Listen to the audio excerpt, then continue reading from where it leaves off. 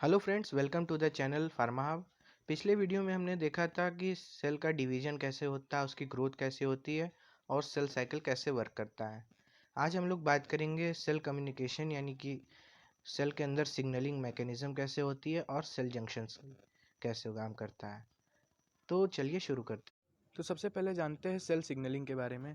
तो cell signalling cell का एक फंडामेंटल प्रोसेस होता है जो एक स्पेसिफिक इंफॉर्मेशन को सेल के सरफेस से ट्रांसफ़र करता है साइटोसोल में और अल्टीमेटली न्यूक्लियस में, जो कॉज करता है जीन एक्सप्रेशन में चेंजेस। यही कहलाता है सेल सिग्नलिंग। अगर टाइप्स ऑफ सेल सिग्नलिंग देखा जाए तो ये मेनली 4 टाइप्स के होते हैं। The first one is direct signalling, दूसरा होता है पैराक्राइन सिग्नलिंग, तीसरा होता है autocrine signalling and the fourth one is endocrine. अगर एक बेसिक मैकेनिज्म की बात की जाए कि सेल सिग्नलिंग कैसे वर्क करती है, तो यहाँ पे डायग्राम के माध्यम से हम लोग देख सकते हैं कि जब भी कोई सिग्नल मॉलिक्यूल आता है तो वो रिसेप्टर पे बाइंड होता है। रिसेप्टर एक सेंसर की तरह काम करता है कि वो अपने किसी भी कंपैटिबल सिग्नल मॉलिक्यूल को अपनी तरफ अट्रैक्ट करता है और उनसे बाइंड होता है। फिर उसके बाद प्रोसेस होती है ट्रांसडक्शन की, जो एक कैस्केड के रूप में होता है। यहाँ पे कुछ चेंजेस होते हैं और वो टारगेट साइट्स पे ये सिग्नल मॉलिक्यूल को भेजता है। जैसे कि यहाँ पे हम लोग देख सकते हैं कि मेटाबॉलिक एंजाइम में होता है, तो वो रिस्पॉन्स देता है अल्टर्ड मेटाबॉलिज्म का, मतलब कि मेटाबॉलिज्म जो होता है वो चेंज हो जाता है। अगर वो जीन रेगुलेटर का सिग्नल होता है तो यहाँ पे जीन एक्सप्रेशन जो होते हैं वो चेंज हो जाते हैं। अगर वो सिग्नल होता है साइटोस्केलेटल प्रोटीन का, तो सेल के शेप में या मोटिलिटी में भी चेंजेस होते हैं। तो बहुत सारे टारगेट्स होते हैं और उनके अलग अलग रिस्पॉन्सेज होते हैं।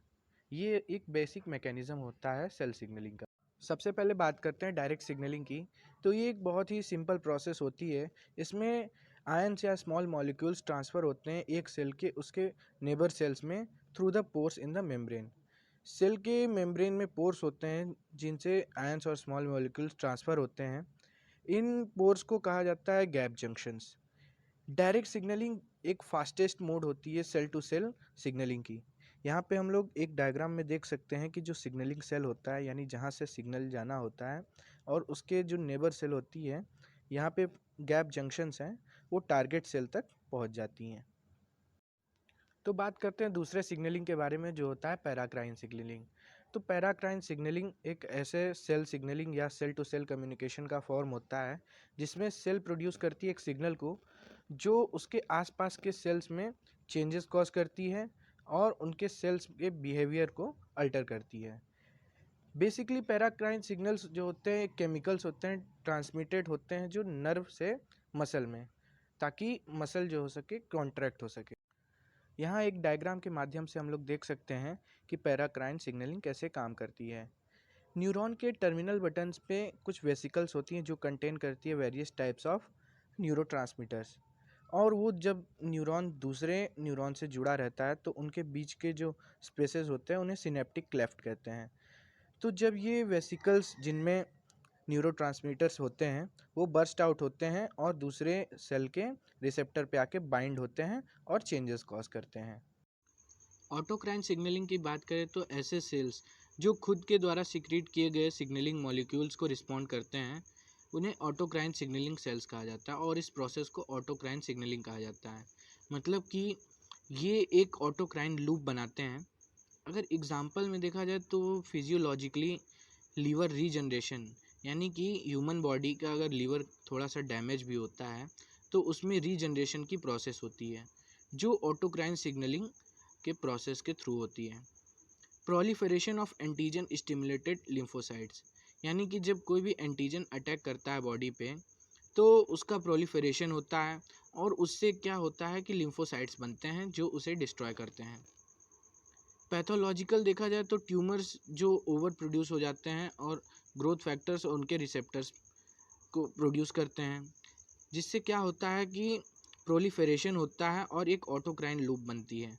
यानी कि ट्यूमर्स, यानी जिसे हम लोग कैंसर भी कहते हैं, यहाँ पे सेल्स जो होती हैं वो ओवर प्रोड्यूस होने का काम करती हैं।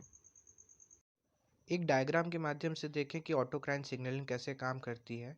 तो यहाँ पे एक सेल है और उसके रिसेप्टर्स होते हैं। जब सेल एक्स्ट्रा सेलुलर सिग्नल को सेंड करती है तो अपने पर्टिकुलर रिसेप्टर पे आके बाइंड होते हैं और एक ऑटोक्राइन लूप बनाते हैं, जिससे जो रिस्पॉन्स शो होता है वो सेल में चेंजेस करता है। तो बात करते हैं एंडोक्राइन सिग्नलिंग की।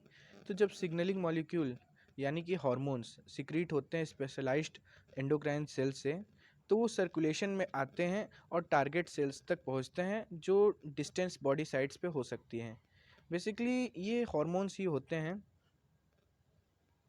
अगर एग्जाम्पल की बात करें तो इंसुलिन एक हार्मोन होता है जो बीटा सेल्स से सिक्रीट होता है।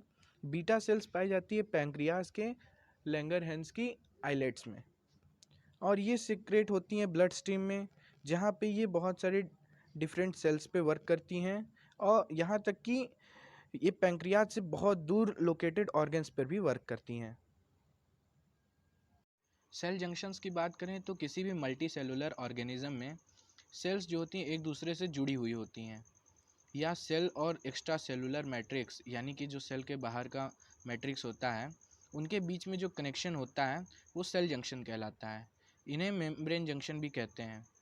किसी पैक्ड टिश्यू में जो इंटरसेलुलर स्पेस होता है यानी कि दो सेल के बीच में जो स्पेस होता है वो लगभग 20 mm का होता है, और सेल्स जो होते हैं वो एक स्पेसिफिक एडेसिव ग्लाइकोप्रोटीन से बाउंड होती हैं जिन्हें कैडहेरिन्स कहते हैं।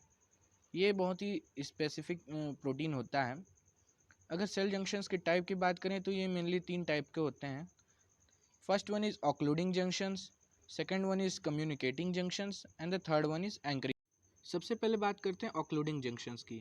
तो ऐसे टाइप के जंक्शंस जो प्रिवेंट करते हैं किसी भी सब्सटेंस को इंटरसेलुलरी एक्सचेंज होने में, यानी कि कोई भी मॉलिक्यूल या आयन जब इंटरसेलुलरी यानी कि एक सेल से दूसरे सेल के बीच में एक्सचेंज होता है तो उन्हें ये रोकता है। इन्हें ऑक्लूडिंग जंक्शंस कहते हैं।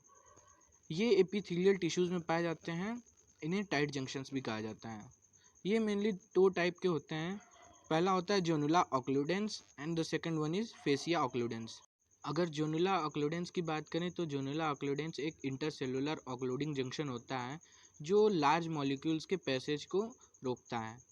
इस टाइप के जंक्शंस जो होते हैं वो capillary wall, wall of renal tubule, intestinal mucosa के एंडोथीलियल सेल और एपिथेलियल सेल्स के एपिकल मार्जिन्स पे पाए जाते हैं।